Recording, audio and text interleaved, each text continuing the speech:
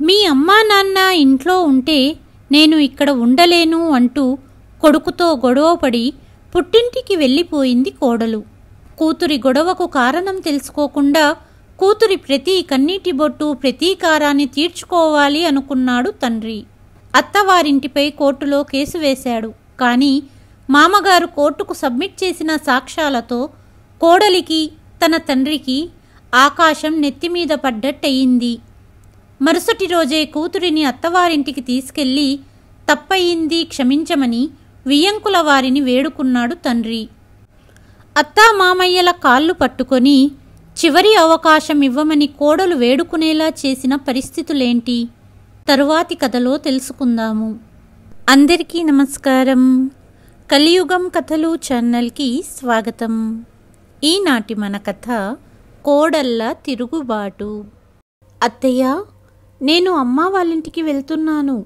తమ్ముడి పెళ్లికి షాపింగ్ చేయటానికి అమ్మ నన్ను పిలిచింది అంటూ అత్తగారికి వినపడేలా చెబుతూ ఒక అందమైన చీర కట్టుకొని కవిత తన గది నుండి బయటికి వచ్చింది.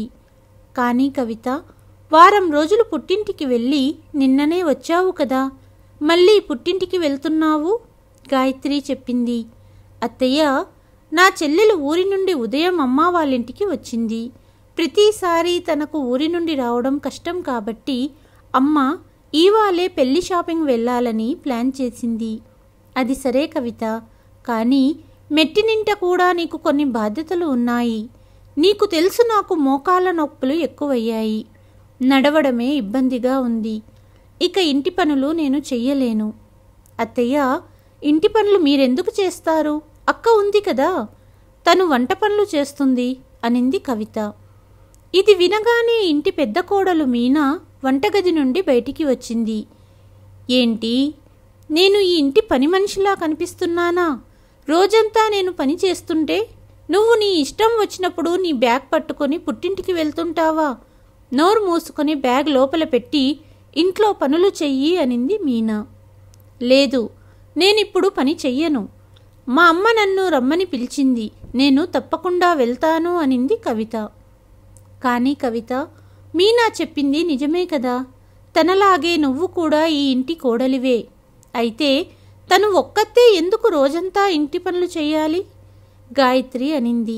ఓహో అత్తయ్య, ఒక్కరోజు అక్క పని చేసినంత మాత్రాన ఏమవుతుంది అనింది కవిత. ఇది ఒకరోజు విషయం కాదు, నీ రోజువారీ పని. నువ్వు పనులు తప్పించుకోవడానికి ఎప్పుడూ ఏదో ఒక సాకులు చెప్పి ఇంటి నుంచి వెళ్ళిపోతావు అనింది మీనా. నేను మా ఇంటికి వెళితే నీకెందుకు కోపం వస్తుంది? ఎందుకంటే నిన్నెక్కువగా మీ ఇంటి వాళ్ళు పిలవరు గనుక, అంతే కదా అంటూ వెటకారంగా నవ్వుతూ మా పుట్టింటి వాళ్ళు పిలిస్తే నేను ఖచ్చితంగా వెళ్తాను అనింది కవిత. కానీ కవిత, ఇంటి పనుల్లో నువ్వు కూడా సహాయం చెయ్యాలి అని గాయత్రి చెప్పటంతో కవిత గట్టిగా అరవడం మొదలుపెట్టింది. ఇంట్లో అన్ని పనులు చేస్తున్నాను, ఏదైనా పని ఉంటేనే కదా పుట్టింటికి వెళ్ళేది. అది కూడా ఓర్వలేకపోతున్నారు. ఇంకేం చేయమంటారు ఈ ఇంటి కోసం? ప్రాణాలు విడవనా అని కేకలు వేసింది కవిత. అయితే సరే అత్తయ్య, నేను కూడా ఇక ఇంటి పనులు చెయ్యను అని చేతిలోని గరిటెను పక్కన ఉన్న టేబుల్ మీద పడేసి తన గదిలోకి వెళ్ళింది మీనా. అది నీ ఇష్టం, చేస్తే చెయ్యి లేదా వెళ్ళు. కానీ నేను మా ఇంటికి వెళ్తాను అని చెప్పి కవిత ఇంటి నుంచి బయటికి వెళ్ళిపోయింది. గాయత్రి మరియు జగదీష్ గారికి 2 కొడుకులు, మనీష్ మరియు దీపక్. పెద్ద కొడుకు మనీష్, పెద్ద కోడలు మీనా, అలాగే చిన్న కొడుకు దీపక్, చిన్న కోడలు కవిత. మనీష్ తన తండ్రి కిరాణా దుకాణం చూసుకుంటాడు. కానీ దీపక్కు దుకాణంలో కూర్చోవడం ఇష్టం లేదు. అతను ఒక LIC బీమా ఏజెంట్, కానీ అతని ఆదాయం తక్కువ. అందుకే ప్రభుత్వ ఉద్యోగం కోసం ప్రయత్నిస్తున్నాడు. కొంతసేపటికి గాయత్రి భర్త జగదీష్ ఇంటికి వచ్చి కుర్చీలో కూర్చుని, గాయత్రి, నేను చాలా అలసిపోయాను అన్నారు. ఏమైందండి? దీపక్ ఇవాళ కూడా దుకాణానికి రాలేదా అడిగింది గాయత్రి. లేదు గాయత్రి, వాడికి దుకాణంలో పనిచేయటం ఇష్టం లేదు, అందుకే ప్రభుత్వ ఉద్యోగం కోసం పరీక్షలు రాస్తాడట. ఎంత చెప్పినా వినట్లేదు. ఇప్పుడు వీడికి ఎవరు చెప్పాలి ప్రభుత్వ ఉద్యోగం అంత తేలికగా రాదు అని? నిజానికి షాప్లో మనీష్కి కూడా దీపక్ అవసరం చాలా ఉంది. మనీష్ ఒక్కడే షాప్ని చూసుకోవటానికి ఇబ్బంది పడుతున్నాడు అన్నారు జగదీష్ గారు. భగవంతుడా, చిన్న కొడుకు దీపక్ దుకాణానికి వెళ్ళటానికి ఇష్టపడటం లేదు, చిన్న కోడలు ఇంటి పనులు చేయడానికి ఇష్టపడడం లేదు అన్నది గాయత్రి.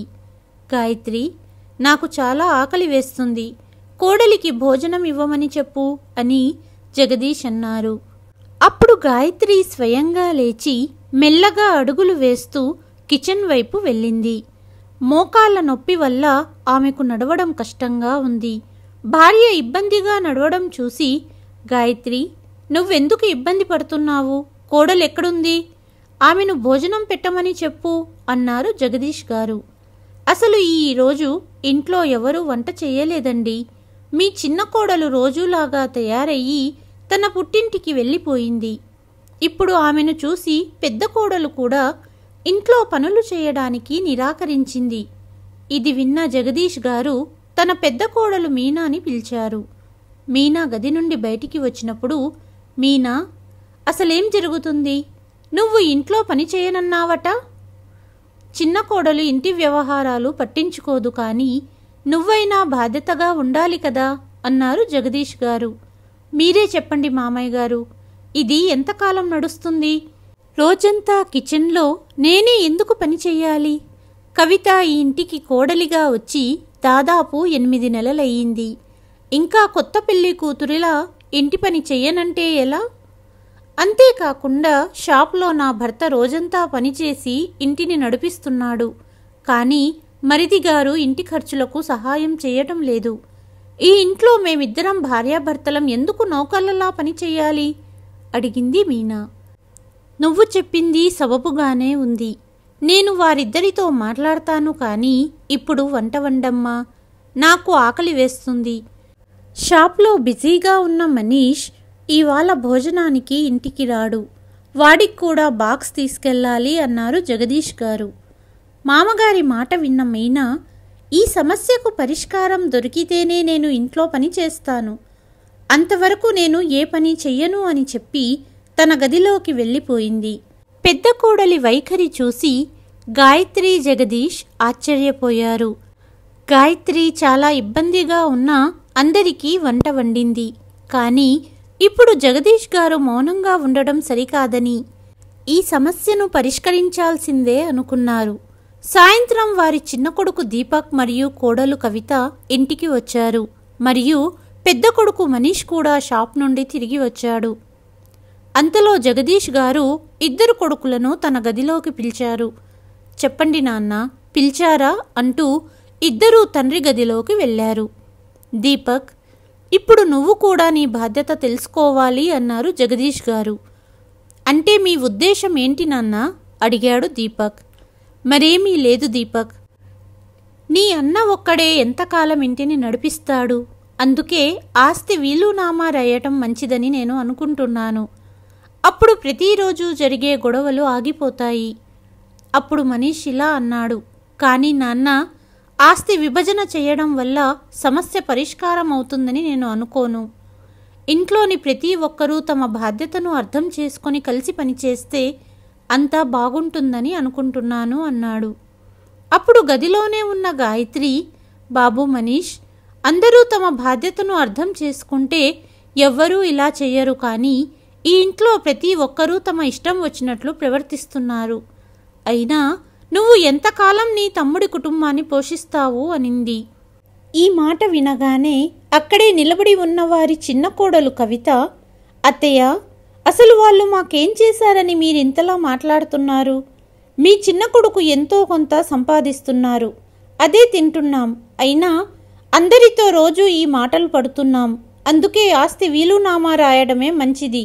రోజు జరిగే గొడవల నుండి విముక్తి లభిస్తుంది అనింది. అప్పుడు పెద్ద కోడలు మీనా, నాకంతా తెలుసు.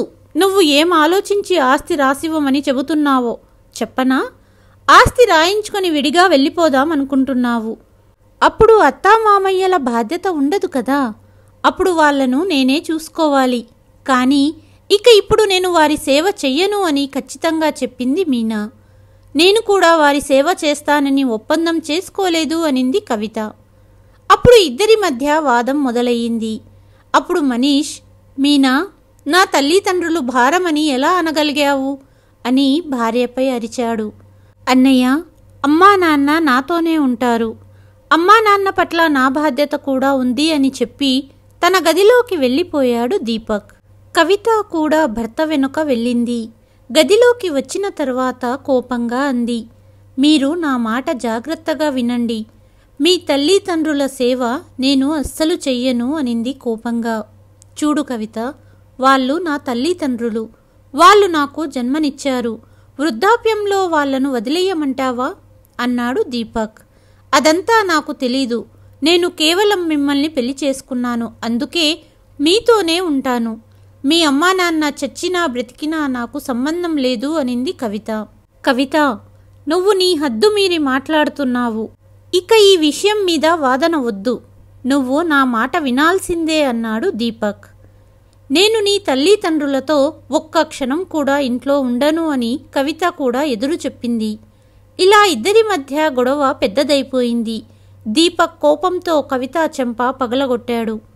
కవిత తన భర్త వైపు కోపంగా చూస్తూ, నీ తల్లిదండ్రుల కోసం నా మీద చెయ్యి చేసుకున్నావు. చాలా తప్పు చేశావు. నిన్ను వదలను అంటూ తన బ్యాగ్ తీసుకొని పుట్టింటికి వెళ్ళిపోయింది. 1 గంట ప్రయాణం తర్వాత తన తల్లిదండ్రుల ఇంటికి చేరింది కవిత. ఇంటి తలుపు వద్ద నిలబడి, అమ్మా, నాన్న అంటూ కన్నీళ్లతో పిలిచింది. కూతురి గొంతు విని తమ గది నుండి బయటికి వచ్చారు కవిత తల్లి తండ్రి. కవిత, ఈ టైంలో నువ్విక్కడ, ఏం జరిగింది? అంతా బాగానే ఉంది కదా అని తల్లి అడిగింది. అమ్మా, నువ్వు నా పెళ్లిని ఇలాంటి ఇంట్లో ఎలా చేశావు అని కవిత చెప్పింది. ఏం జరిగిందో చెప్పు అని కవిత తండ్రి కంగారుగా అడిగాడు. నాన్న, రోజంతా ఇంటి పనులు చేస్తూ నేను అలసిపోతున్నాను. కానీ నా అత్తామామలు నన్ను తిడుతూనే ఉంటారు. నేను వాళ్ళ ఇంట్లో ఉండాలంటే తన తల్లి తండ్రి సేవ చేయాలని అంటున్నాడు దీపక్. నన్ను వాళ్ళ ఇంట్లో పని మనిషిలాగా చూస్తున్నారు అని కవిత కన్నీళ్లు పెట్టుకుంది. ఏంటిది? నా కూతురిని పని మనిషిని చేశారా వాళ్ళు అని ఆమె తల్లి కోపంగా అంది. మీరే చెప్పండి నాన్న, నేను రోజంతా ఇంటి పనులు చెయ్యాలా, లేక అత్తామామల కాళ్ళు నొక్కాలా? ఇంట్లో పనిచేసి ఒళ్ళంతా నొప్పులు.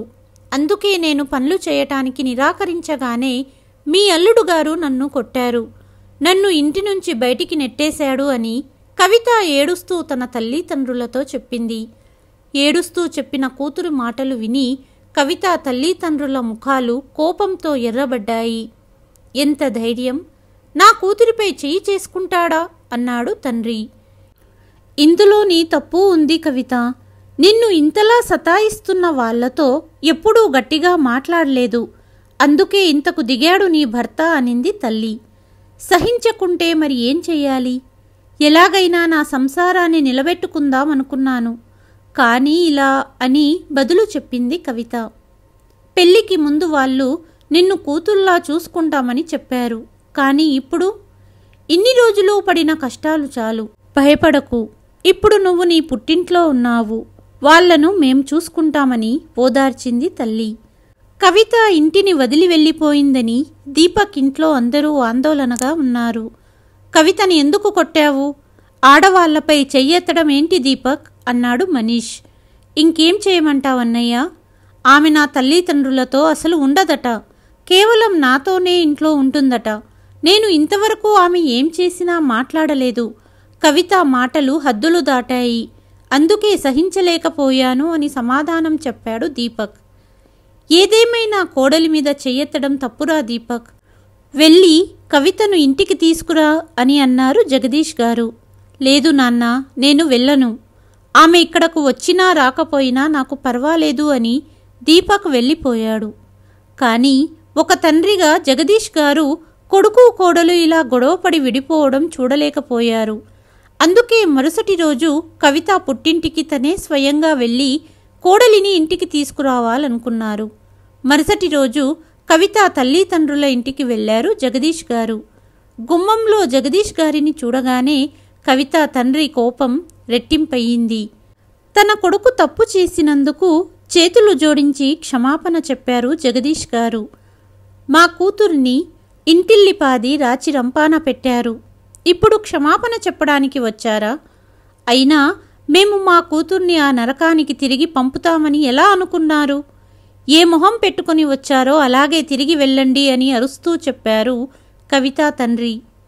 పిల్లలు గొడవపడ్డారు, కానీ వాళ్లను సంధాయించాల్సింది పెద్దలుగా మనమే కదా. నలుగురికి ఈ విషయం తెలిస్తే పరువు పోతుంది అని జగదీష్ గారు అన్నారు. మీ కొడుకు మా కూతుర్ని కొట్టినప్పుడు ఎందుకు ఆలోచించలేదు ఇవన్నీ అనింది కవిత తల్లి.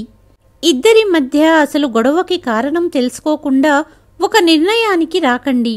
నిజానికి మీ కూతురు తప్పు కూడా ఉంది అన్నారు జగదీష్ గారు. అప్పుడు కవిత దొంగ ఏడుపు ఏడుస్తూ, నాన్న, ఇంత జరిగినా వాళ్ళు నన్నే తప్పు పడుతున్నారు. ఇప్పుడు వెళ్ళానంటే నన్ను చంపడానికి కూడా వెనకాడరు అని అనింది. జగదీష్ గారు, మీరు ఇక్కడి నుండి వెళ్ళిపోండి. ఇక కోర్టులో కలుద్దామని చెప్పాడు కవిత తండ్రి. అనవసరంగా గొడవ పెద్దది చెయ్యొద్దండి. మరోసారి ఆలోచించండి. కూతురు వైపు తప్పు ఉన్నా గుడ్డిగా కవిత మాటలను నమ్మి ఇంత పెద్ద నిర్ణయం తీసుకోవడం సరికాదు. మీ ఈ నిర్ణయం వల్ల మన 2 కుటుంబాలు నష్టపోతాయి అని మరోసారి మనవి చేశాడు. మీరు మీ గురించి చూసుకోండి. కావాలంటే మా కూతురికి మేము వేరే పెళ్లి చేస్తాము. మీ కొడుకు మా కూతుర్ని కొట్టినందుకు తప్పక శిక్షించబడతాడు అని చెప్పింది కవిత తల్లి. ఇక వెళ్ళండి అని వియ్యంకుల వారి మొహంపై తలుపు వేసింది కవిత తల్లి. నిరాశతో తిరిగి వచ్చారు జగదీష్ గారు. ఏం జరిగింది? కవితను తీసుకురాలేదా అని భర్తను అడిగింది గాయత్రి. లేదు గాయత్రి, వాళ్ళు నా మాట వినడానికి తయారుగా లేరు. నన్ను చాలా అవమానంగా మాట్లాడి ఇంటి నుండి వెళ్ళిపోమన్నారు.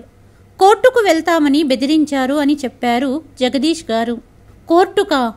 భగవంతుడా, అంత పెద్ద గొడవ ఏమీ కాలేదు కదా అంటూ గాయత్రి తన కొడుకు దీపక్ వైపు చూస్తూ, దీపక్, ఇప్పుడు నువ్వెళ్ళి కవితను ఒప్పించి తీసుకురా. వాళ్ళు మన పైన కేసు వేస్తే? మన ఇంటి పేరు ప్రతిష్టల గురించి ఆలోచించు అన్నది గాయత్రి. అమ్మా, నేను వెళ్ళను. కవితను పుట్టింట్లోనే ఉండనివ్వండి. నాకు అలాంటి భార్య అక్కర్లేదు. కేసు గురించంటావా? వాళ్ళిష్టం వచ్చినట్లు చేసుకోనివ్వండి అన్నాడు దీపక్. బాబు దీపక్, ఈ అహంకారం వల్ల ఇల్లు నాశనమవుతుంది. కొంచెం సర్దుబాటు చేసుకో. ఇంకా విషయాన్ని పెద్దది చెయ్యకు అని చెప్పింది తల్లి. అమ్మా, ఏమీ జరగని విషయాన్ని పెద్దది చేసింది కవిత. ఎలా జరిగితే అలా జరగనివ్వు అని దీపక్ తన గదిలోకి వెళ్ళిపోయాడు. తన గదిలో నుండి అన్ని మాటలు వింటుంది పెద్ద కోడలు మీనా. 2 రోజులు గడిచాయి. భోజనానికి మనీష్ షాప్ నుండి ఇంటికి వచ్చాడు. తన తల్లి బట్టలు ఉతుకుతుండడం చూసి ఆశ్చర్యపోయాడు. ఆరోగ్యం బాలేని తల్లి ఇంత కష్టపడుతుండడం చూసి అతనికి కోపం వచ్చింది. విషయం అర్థమయ్యింది. అడుగుల వేగం పెంచుతూ ఇంటి లోపలికి వెళ్ళాడు. గదిలోకి వెళ్ళి, మీనా, ఏం జరుగుతుంది అని గట్టిగా అడిగాడు. దేని గురించి మాట్లాడుతున్నారు అడిగింది మీనా. అమ్మా నాన్న బట్టలు ఉతకడం కూడా నీకు భారమయ్యిందా అడిగాడు మనీష్. ఎన్ని రోజులని ఇంటి పనులన్నీ నేనొక్కదాన్నే చెయ్యాలి? మీకసలు తెలుస్తుందా రోజంతా ఎంత పని ఉంటుందో? ఆ మహారాణి హాయిగా పుట్టింటికి వెళ్ళి కూర్చుంది. ఇంటి పనులంతా నేనే చేస్తున్నాను అని చెప్పింది మీనా. మీనా, నువ్వు చేస్తున్నది కరెక్టు కాదు అన్నాడు భర్త. నాకు తెలుసు ఏది కరెక్టో ఏది కాదో. ఇక నుంచి కేవలం నా పనులు మాత్రమే నేను చేసుకుంటాను. వేరే వాళ్ళ కోసం వంట చెయ్యను, అలాగే వేరే పనులు చెయ్యను అని వంటగదికి వెళ్ళిపోయింది. ఇటు కవిత తండ్రి తన కూతురు దగ్గరికి వచ్చి, దీపక్ ఏమైనా ఫోన్ చేశాడా అని అడిగాడు.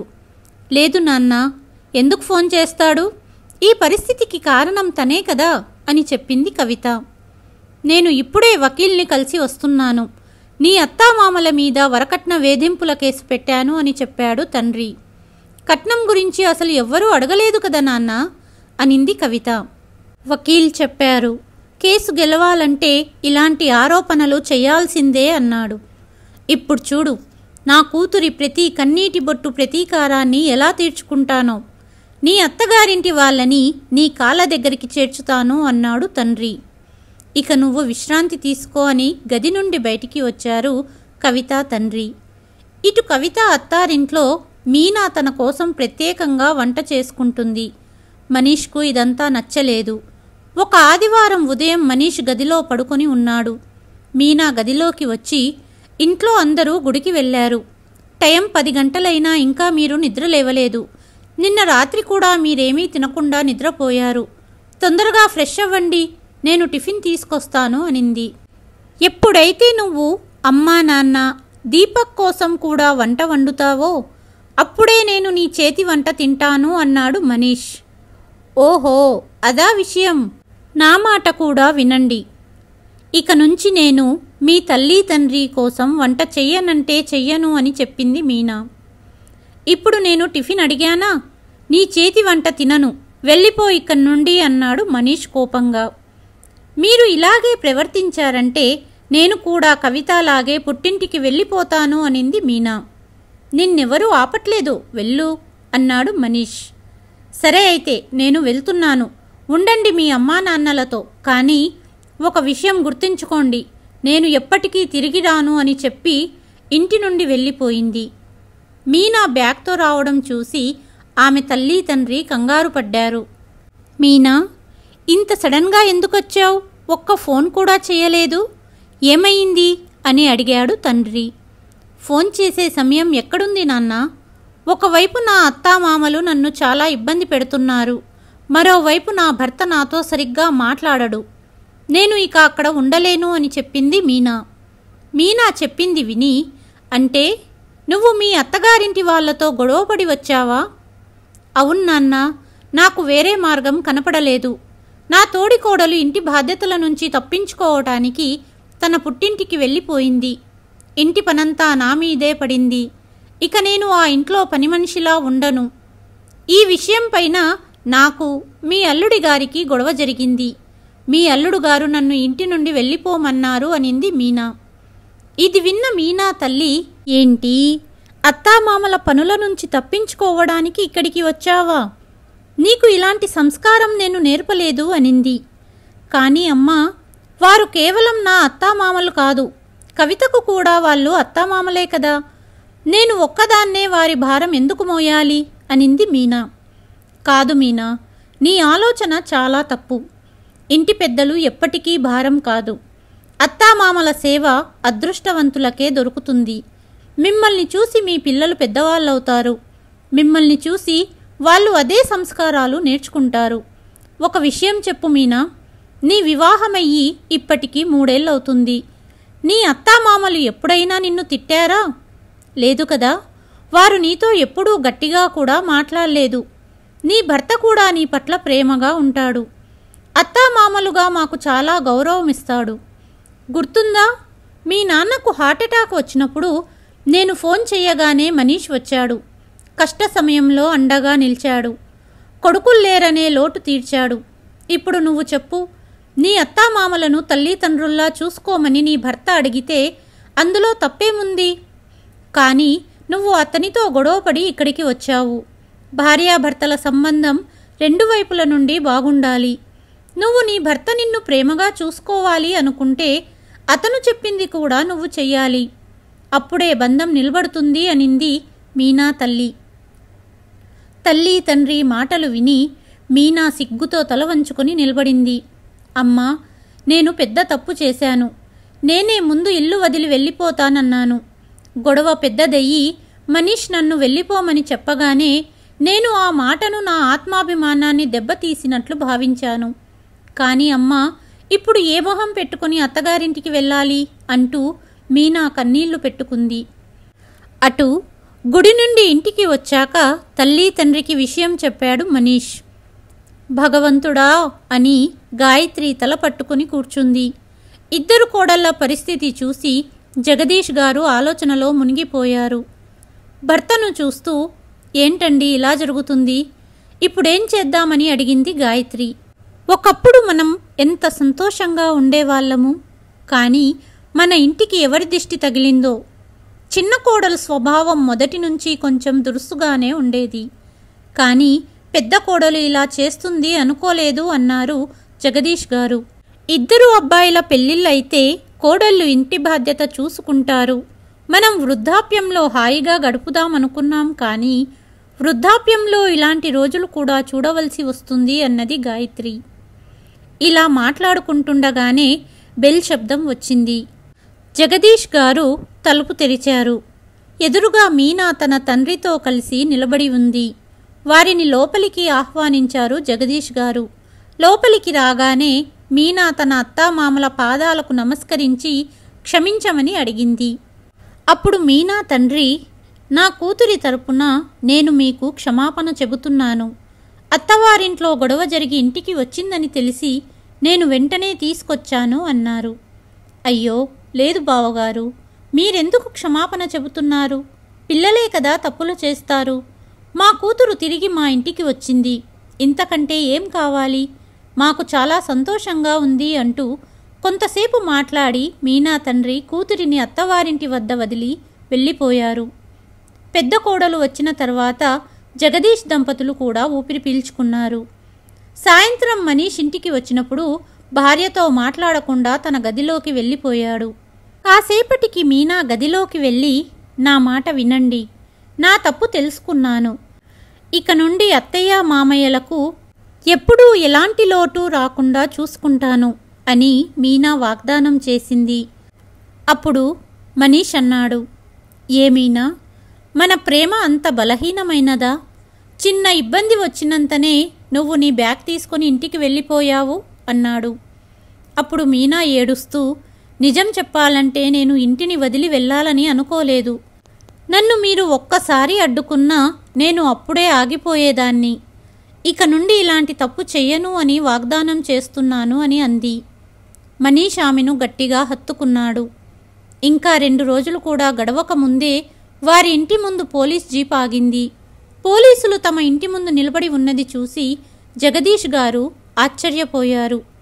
అప్పుడు ఎస్ఐ ఇంటి లోపలికి వచ్చి, మీ మీద కంప్లైంట్ ఇచ్చారు అని అన్నాడు. మా మీద కంప్లైంటా? మేమేం చేశాం అన్నారు జగదీష్ గారు. మీరు మీ కోడలిని కట్నం కోసం వేధిస్తున్నారని, తనపై చేయి చేసుకున్నారని మీ కోడలు అలాగే అమ్మాయి తండ్రి కంప్లైంట్ ఇచ్చారు అన్నాడు పోలీస్. అసలు కట్నం గురించి మేమెప్పుడూ అడగలేదు మా కోడలిని అన్నారు జగదీష్ గారు. కానీ తనను రోజూ కొడుతున్నారని అత్తామామలపైన భర్తపైన కేసు పెట్టింది మీ కోడలు అన్నాడు ఎస్ఐ. ఇది పూర్తిగా అబద్ధం. కోడలిని కొట్టడం మాట అటుంచితే మేము తనతో కోపంగా కూడా ఎప్పుడూ మాట్లాడలేదు. ఏదో భార్యాభర్త మధ్య చిన్న చిన్న గొడవలు జరిగాయి. కోపంతో తను పుట్టింటికి వెళ్ళిపోయింది. నేను కోడల్ని తీసుకురావడానికి వెళ్ళాను. వారి ముందు చేతులు జోడించాను, కానీ కోడలు అత్తవారింటికి రానని చెప్పింది అని జగదీష్ గారు చెప్పారు. కుటుంబ విషయం కాబట్టి మీరు వారితో రాజీ చేసుకోవడం మంచిది. కేసు కోర్టుకు వెళ్తే మొత్తం కుటుంబం ఇబ్బందుల్లో పడుతుంది. మీకు 24 గంటల సమయం ఉంది, లేదా మీరు కోర్టుకు హాజరు కావలసి వస్తుంది అన్నారు ఎస్ఐ. సరే ఇన్స్పెక్టర్ గారు, నేను వారితో మాట్లాడతాను అని జగదీష్ గారు చెప్పారు. ఎస్ఐ వెళ్ళిపోయాడు. జగదీష్ గారు ఇంటి ప్రాంగణంలో ఉన్న కుర్చీలో కూర్చున్నారు. సాయంత్రం అయ్యింది. వారిద్దరు కుమారులు ఇంటికి వచ్చినప్పుడు జగదీష్ వారికి మొత్తం విషయం చెప్పారు. వరకట్నం కోరుతున్నామని ఆరోపణ విని దీపక్కు కోపం వచ్చింది. వారు మనపై ఇంత దిగజారుడు ఆరోపణలు ఎలా చేయగలరు అని అన్నాడు. దీపక్, కోపంతో ఏమీ సాధించలేము. వారితో ప్రశాంతంగా మాట్లాడు, సమస్యకు తప్పకుండా పరిష్కారం లభిస్తుంది అని మనీష్ అన్నాడు. దీపక్ తన భార్య కవితకు ఫోన్ చేసినప్పుడు ఆమె తండ్రి ఫోన్ను తీసుకున్నాడు. హలో మామయ్య, చిన్న విషయానికి మీరు మాపై పోలీస్ కేసు పెట్టారెందుకు అని అడిగాడు. దీపక్, నా కూతురిపై చేయి చేసుకున్నావు. ఇది నీకు చిన్న విషయమా? నువ్వు కట్నం తీసుకోకుండా పెళ్లి చేసుకున్నావు, కానీ అది నీకు నాకు మాత్రమే తెలుసు, కానీ కోర్టుకు తెలీదు. నీ తల్లి తండ్రి చాలా మంచివారు, కానీ మా అమ్మాయి కేసు గెలవాలంటే తప్పుడు ఆరోపణలు చెయ్యక తప్పదు అన్నారు కవిత తండ్రి. మామయ్య, కోపంలో పొరపాటును జరిగింది, కానీ మీరు నా తల్లిదండ్రులపై వరకట్నం కోసం వేధిస్తున్నారని తప్పు ఆరోపణ చేయటం ఎంతవరకు సమంజసం? నాపై కక్ష సాధించండి, కానీ అమ్మా నాన్నలపైన కేసు తీసేయండి. వారికసలు మా గొడవ గురించి నేను చెప్పేదాకా తెలీదు అని దీపక్ అన్నాడు. దీపక్, నేను నీతో మాట్లాడాలనుకోవడం లేదు. ఇక కోర్టులోనే కలుద్దామని అతని మామగారన్నారు. సరే అయితే, తప్పుడు ఆరోపణలతో ఎవ్వరూ కేసు గెలవలేరు అని దీపక్ కోపంగా ఫోన్ను పెట్టేసి అసలేం జరుగుతుంది అని తల పట్టుకొని కూర్చున్నాడు. బాధపడొద్దు, నాకు మంచి న్యాయవాది తెలుసు అని మనీష్ అన్నాడు. కొంతసేపటికి మనీష్ న్యాయవాదిని కలవడానికి వెళ్ళాడు. దీపక్ తరపున వాదించడానికి లాయర్ని మాట్లాడుకున్నారు. మరుసటి 4 రోజుల తర్వాత తల్లి తండ్రి 2 కొడుకులతో కోర్టుకి హాజరయ్యారు. కవిత తరపు న్యాయవాది మాట్లాడుతూ, యువర్ ఆనర్, వరకట్నం కోసం నా క్లయింట్ని వేధించారు అత్తామామలు. నా క్లయింట్పై చెయ్యెత్తాడు భర్త దీపక్ అన్నాడు. దీపక్, కవితపై చెయ్యెత్తడం నిజమేనా అడిగారు జడ్జి. అవును సార్, కానీ పొరపాటుగా జరిగింది. ఎప్పుడూ కట్నం కోసం తనను వేధించలేదు అన్నాడు దీపక్. దీపక్ తరపు న్యాయవాది మాట్లాడుతూ, యువర్ ఆనర్, కవిత తండ్రి అనవసరంగా నా క్లయింట్ని అలాగే తన తల్లి తండ్రి మీద అభాండాలు మోపుతున్నారు. కావాలంటే రుజువు చూడండి అంటూ కొన్ని సాక్ష్యాలు కోర్టుకు సబ్మిట్ చేశాడు దీపక్ తరపు న్యాయవాది. కోర్టు సమయం అయిపోవడంతో తీర్పు మరుసటి రోజుకి వాయిదా వేయబడినది. అటు కవిత తరపు న్యాయవాది గెలుపు మీకే అంటూ కవిత తండ్రిని అభినందించాడు. దీపక్ తల్లికి ఇదంతా చూసి చాలా జ్వరంగా ఉండి మరుసటి రోజు కోర్టుకు హాజరు కాలేదు. కేవలం జగదీష్ గారు 2 కొడుకులతో కోర్టుకు వెళ్లారు. జడ్జి గారు తీర్పును చెప్పటం మొదలుపెట్టారు. కేసు సాక్ష్యాలు అన్నింటినీ చూసిన తర్వాత ఇందులో దీపక్, అతని తల్లి తండ్రి తప్పు లేదని తెలుస్తుంది. ఒకసారి సాక్ష్యాలు మీరు కూడా వినండి అని కవిత తరపు న్యాయవాదికి చెప్పారు జడ్జ్. ఆడియో రికార్డింగ్ వినిపించారు. క్రితంసారి దీపక్ ఫోన్ చేసినప్పుడు కవిత నాన్నగారు మాట్లాడిన మాటలు దీపక్ మొబైల్లో రికార్డ్ అయ్యాయి. ఆడియో అందరూ విన్న తర్వాత, మీ నోటి నుండి మీరే కట్నం తీసుకోలేదని, మీ తల్లి తండ్రి మంచివారని చెప్పారు. కేసు గెలవటం కోసం తప్పుడు ఆరోపణలు చేసినట్టు ఒప్పుకున్నారు. అదంతా కాల్ రికార్డింగ్లో రికార్డ్ అయ్యింది. కూతురికి బుద్ధి చెప్పి అత్తగారింటికి పంపించడం మాని అత్తవారింటిపై తప్పుడు ఆరోపణలు చేసినందుకు కవిత నాన్నగారిని కోర్టు మందలిస్తుంది. ఇందులో దీపక్ మరియు అతని తల్లి తండ్రి తప్పు ఏమీ లేదని కోర్టు నిర్ధారించింది అని తీర్పు చెప్పారు జడ్జి. కవిత, తన తండ్రి, వారి తరపు న్యాయవాది తలదించుకున్నారు. జగదీష్ మరియు 2 కొడుకులు ఇంటికి వచ్చారు. ఏమైందండి? కంగారుగా అడిగింది గాయత్రి. భగవంతుడు మన వైపు ఉన్నాడు గాయత్రి, మనం కేసు గెలిచాము అని చెప్పారు జగదీష్ గారు. ఇది విన్న గాయత్రి, మీనా చాలా సంతోషపడ్డారు. తర్వాత దీపక్, అమ్మా, ఒక్కటే కాదు 2 శుభవార్తలున్నాయి, నాకు ప్రభుత్వ ఉద్యోగం వచ్చింది అని చెప్పాడు. ఇది విన్న తర్వాత ఇంట్లో పండగ వాతావరణం నెలకొంది. 2-3 నెలలు గడిచాయి. కేసు ఓడిపోయిన తర్వాత కవిత ఇంట్లో అందరూ ఏం చెయ్యాలా అని ఆలోచనలో పడ్డారు. ఆ సమయంలో కవిత తమ్ముడి పెళ్లి కూడా జరిగిపోయింది. ఆందోళనలో ఉన్న కవిత తండ్రి తన భార్యతో ఇప్పుడేం చేయాలో అర్థం కావడం లేదు, దీపక్కు ప్రభుత్వ ఉద్యోగం వచ్చింది అని అన్నాడు.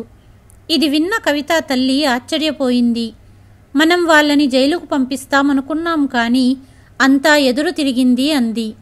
అప్పుడు కవిత అక్కడకు వచ్చి కూర్చుంది. ఆమె తల్లి, అయ్యిందేదో అయ్యింది, కవితకు వేరే పెళ్లి సంబంధం చూద్దామని అంది. దీనికి కవిత, అమ్మా, అలా ఎందుకంటున్నావు, నేను వేరే పెళ్లి చేసుకోను అనింది. ఎంతకాలమని నిన్ను ఇంట్లో ఉంచుకోగలము, నీకు పెళ్లి చేస్తే ఒక తోడు దొరుకుతుంది అన్నారు, లేకపోతే చుట్టుపక్కల వాళ్ళు రకరకాల మాటలు చెబుతారు అన్నాడు కవిత తండ్రి. నాన్న, ఇప్పుడు చుట్టుపక్కల వాళ్ళ గురించి ఆలోచిస్తున్నారా? నేను నా అత్తవారింటి నుంచి ఇక్కడికి వచ్చినప్పుడు మీరేం చెప్పారో మర్చిపోయారా? ఇది నీ ఇల్లు, నీవు ఇక్కడ స్వేచ్ఛగా ఉండు, ఎలాంటి దిగులు లేదు అని అన్నారు. ఇప్పుడేమయింది అని అడిగింది కవిత. కవిత, ఇది నీ ఇల్లు కాదని అనలేదు, మమ్మల్ని కూడా అర్థం చేసుకో. నిన్ను ఇలా ఒంటరిగా వదిలేయలేము కదా, నీకు పెళ్లి చేయక తప్పదు, వేరే మార్గం లేదు అని చెప్పింది కవిత తల్లి. అమ్మా, నాకు తెలుసు మీ కోడలు వచ్చాక నేను మీకు భారంగా అనిపిస్తున్నాను. అయినా ఒక మార్గం ఉంది. మీరు నా అత్తవారింటికి వెళ్ళి వారిని క్షమించమని అడగండి అని అంది. ఆమె తండ్రి కోపంగా, మనం వాళ్ళ దగ్గరికి వెళ్ళి క్షమించమని వేడుకోవాలా? వాళ్ళొచ్చినప్పుడు నువ్వు వెళ్ళడానికి నిరాకరించావు అన్నాడు కవిత తండ్రి. ఇప్పుడు జరిగిందేదో జరిగిపోయింది. కూతురి భవిష్యత్తు కోసం ఈ మాత్రం చెయ్యలేమా అనింది కవిత తల్లి. మరుసటి రోజు కవిత తన తల్లిదండ్రులతో కలిసి అత్తగారింటికి వెళ్ళింది. లోపలికి వెళ్తూనే కవిత ఏడుస్తూ తన అత్తామామల కాళ్ళు పట్టుకుని క్షమాపణలు కోరింది. కవిత, నీ తప్పేమీ లేదు, మేమే నిన్ను కొట్టాము, కట్నం కోసం వేధించాము అని అన్నారు జగదీష్ గారు. అలా అనకండి బావగారు, తప్పు చేశాము, చాలా పెద్ద తప్పు చేశాము అన్నాడు కవిత తండ్రి. అప్పుడే దీపక్ ఇంట్లోకి వచ్చి కవితను చూసి కోపంగా అరిచాడు. ఇంత చేసిన తర్వాత ఇంట్లోకి అడుగు ఎలా పెట్టగలిగావు? బయటికెళ్ళు అన్నాడు దీపక్. కవిత తండ్రి చేతులు జోడించి, దీపక్, నీ కోపం సమంజసమే, కానీ మా తప్పుని క్షమించు అన్నాడు. మేము దీపక్కు వేరే పెళ్లి చేయాలని నిర్ణయించాము, కాబట్టి మీరు ఇక్కడి నుండి వెళ్ళిపోవడం మంచిది అన్నారు జగదీష్ గారు. కవిత వారి కాళ్ళు పట్టుకొని, అత్తయ్య, మామయ్య, నాకు చివరి అవకాశం ఇవ్వండి, ఇక నేను ఎప్పుడూ మీకు ఇబ్బంది కలిగించను అనింది. అప్పుడు గాయత్రి, దీపక్, బంధం అనేది అంత తేలికగా తెంచుకునేది కాదు, ఒకసారి ఆలోచించు అనింది. అందరి కళ్ళు దీపక్ వైపు చూస్తున్నాయి. కొద్దిసేపు నిశ్శబ్దంగా ఉన్న దీపక్ కవిత వైపు చూసి, కవిత, నిజం చెప్పాలంటే నేనెప్పుడూ నీతో విడిపోవాలని కోరుకోలేదు, కానీ నువ్వు నా తల్లిదండ్రుల పట్ల చేసినది నేను భరించలేకపోయాను. కానీ నీకు నీ తప్పు తెలిసింది, నాకు నీ అవసరం ఉంది, ఇప్పుడు నా జీవితంలోకి తిరిగిరా అని దీపక్ చెప్పగానే అందరూ సంతోషపడ్డారు. మునుపటి తప్పులను రెండు కుటుంబాలు సరిదిద్దుకున్నారు. ఒకవైపు మీనా తల్లిదండ్రులు తమ కూతురి తప్పును చెప్పి వెంటనే సరైన నిర్ణయం తీసుకున్నారు. మరోవైపు కవిత తల్లిదండ్రులు కూతురికి బుద్ధి చెప్పటానికి బదులుగా ప్రతీకారం తీర్చుకోవాలనే ఉద్దేశంతో కోర్టు మెట్లెక్కారు. అందుకే జీవితం మొత్తం పశ్చాత్తాపపడేలా చేసే ఏ పని చెయ్యకూడదని నేర్పిస్తుంది ఈ కథ. మరుసటి కథతో మళ్ళీ కలుస్తాను. అంతవరకు సెలవు.